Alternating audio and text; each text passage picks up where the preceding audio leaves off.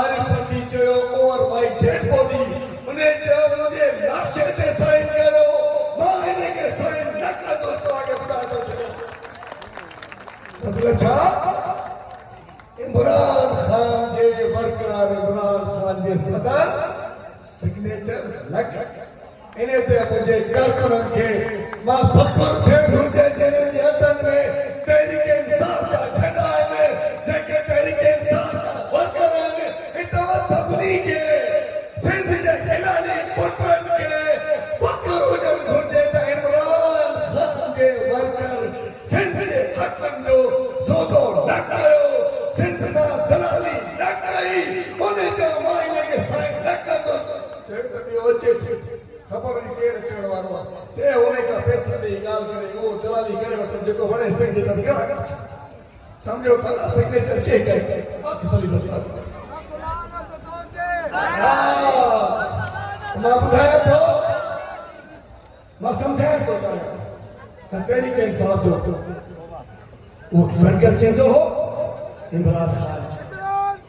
जेकरे साईं बिल्कुल ठीक है साईं सफदर अब्बासी साहब साडे वडे भाउ करन यो सीसीआई छाची सीसीआई केडी सीसीआई केडी काउंसिल ऑफ कॉमन इंटरेस्ट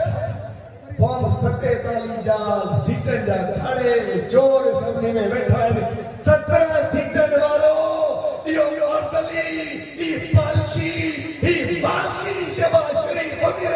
आजम दा केड़ो नुमाइंदो छाची सीसीआई छाची बेवकूफ असर नथा बनू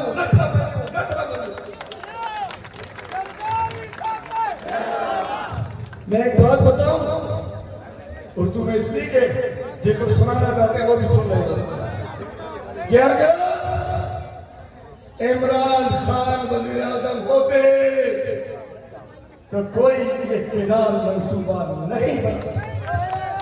खुदा उठाए सके ये बंदा चोर है चोरी की सीजन में बैठा है चोरी के माल पे हुकूमत पे करने इन्हें करे इन्हें असा जो सोचो के पर इनकी खबर न हुई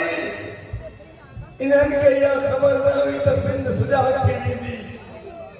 गलती कुछ असाजी भी है गलती तव्हाजी भी है गलती असाजी भी है इन्हें सॼी तालीम ते खड़ो है न सुजाग थियो न असांजे स्कूल बर्बाद थिया असांजे ॿारनि जी तालीम बर्बाद थी तव्हां सुजाग न थियो इन्हनि असांजे सेहत ते अस्पतालनि ते दवाउनि ते ठाड़ो हयो तव्हां सुजाग थियो न थियो 17 साल कोन थियो त भलो हले हले हले हले इन्हनि तव्हांजे रोडनि ते रस्तनि ते ठाड़ो हयो सिंधी जो क़ौम सुजाग थी न थी त वञो न कोन थियो तव्हांजो हक़ वञी पी जो बजट कोन्हे तव्हांजो बजट आहे तव्हां ते ख़र्च करण लाइ 22,000 अरब ने वटाया है इन्होंने तव्हांजी नौकरियुनि ते ठाड़ो हयो नौकरियूं खपाए छॾियूं पंहिंजे दलालनि खे पंहिंजे कमदारनि खे उन जे ज़रिए विकिरो करे छॾियो तव्हांजी नौकरियूं वयूं तव्हांखे न मिलियूं तव्हां सुजाग थियो न थियो तोहारी असां पाण आहियूं जेकॾहिं असांखे सुजाग थी वञूं ये 17 साल की हुकूमत ने चोरन की थाने की हुकूमत न हमें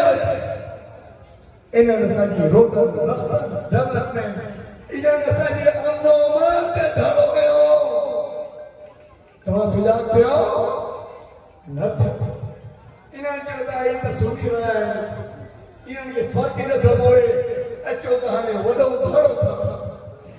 इन्होंने चीज असांजे दरिया ते ठाड़ो हयो असांजी सिंधु नदी ते ठाड़ो हयो